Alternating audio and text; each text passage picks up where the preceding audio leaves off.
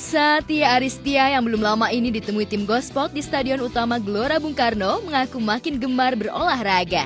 Di tahun 2024 ini, Tia yang dikenal sebagai selebriti dan juga pengusaha sukses, mengubah gaya hidupnya menjadi lebih sehat dan aktif. Eksis di dunia hiburan dan acara sosial bukan berarti Tia lupa untuk meluangkan waktu berolahraga, meskipun sudah punya tubuh ideal, namun Tia berkomitmen penuh dan membiasakan untuk rutin olahraga setiap hari.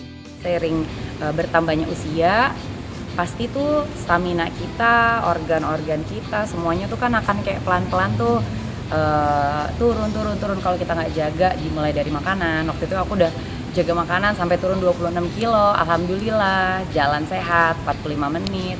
Nah sekarang kayaknya waktunya aku untuk exercise, untuk olahraga lebih banyak lagi gitu. Jadi kayak olahraga tuh harus kita mulai, harus kita biasakan untuk akhirnya jadi kebutuhan. Nah sekarang aku baru dari tahap mulai ke membiasakan gitu. Biasanya kan kayak pagi-pagi siapin peralatan anak, leha-leha habis itu. Nah sekarang nggak ada lagi waktu leha-leha, ditambah lagi olahraga itu sih.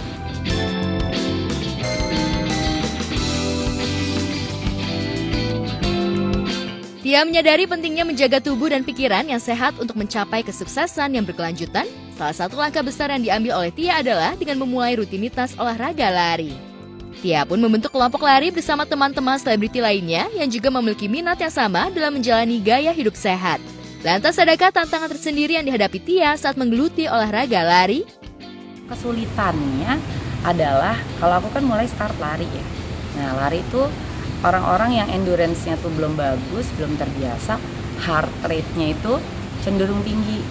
Jadi gampang ngos-ngosan, dan heart rate tinggi juga kan kalau terus-menerus tuh nggak bagus ya gitu. Jadi gimana caranya memaintain heart rate supaya bisa di heart rate normal. Jadi kalau kita lari itu juga nggak ngos-ngosan banget. Sekarang masih ngos-ngosan.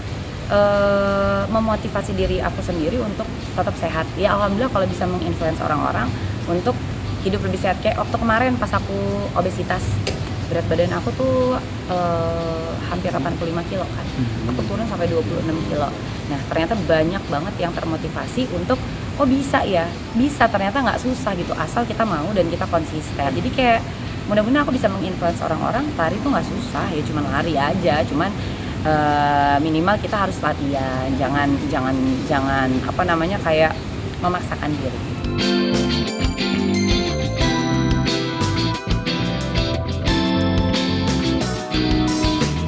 Tia mengurai olahraga lari yang dipilihnya juga menjadi salah satu cara untuk menjaga kebugaran fisiknya dan juga sebagai sarana untuk menghilangkan stres dan meningkatkan kesejahteraan mentalnya. Selain olahraga bersama teman-teman, Tia juga berhasil menginspirasi keluarganya untuk menjalani gaya hidup sehat. Tia juga mengajak anak-anak dan suaminya untuk ikut serta dalam hobi lari yang tengah ditekuni. Suka lari, cuma dia suka larinya tuh di treadmill.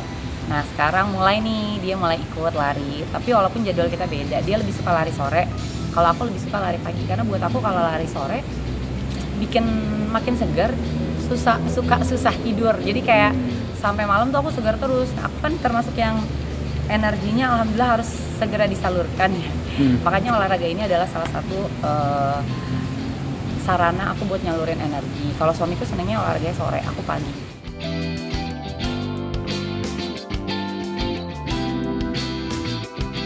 Melibatkan keluarga dalam hobi lari bukan hanya tentang menjaga kesehatan fisik, tetapi juga membangun ikatan keluarga yang lebih kuat.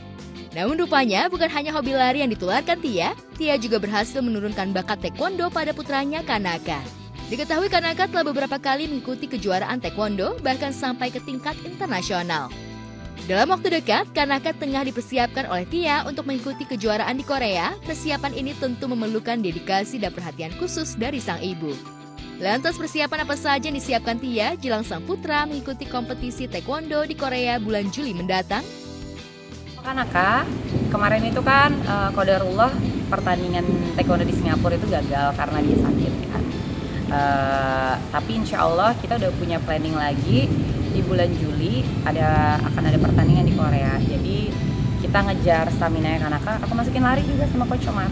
Jadi murid-murid aku di taekwondo itu yang TC aku tarik ke sini untuk dapat penguatan kaki strength, core perut, sama stamina-nya sama Coach Omar gitu. Jadi kita kayak kolaborasi.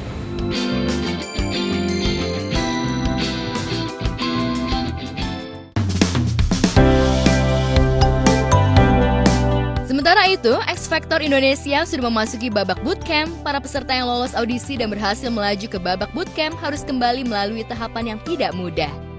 Peserta yang lolos audisi menuju ke babak bootcamp merupakan hasil penilaian langsung dari 4 juri, yakni Vidi Aldiano, Bunga Cipta Lestari, Judika, dan Elo.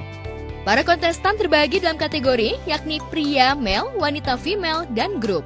Tentu yang dipilih oleh para juri tak hanya skill, namun juga faktor X dari kontestan. Dan pemirsa, untuk menyaksikan performa kontestan lain dan keseruan para juri, jangan lupa saksikan terus X Factor Indonesia setiap Senin dan Selasa pukul 21.30 waktu Indonesia Barat, tentunya hanya di RCTI.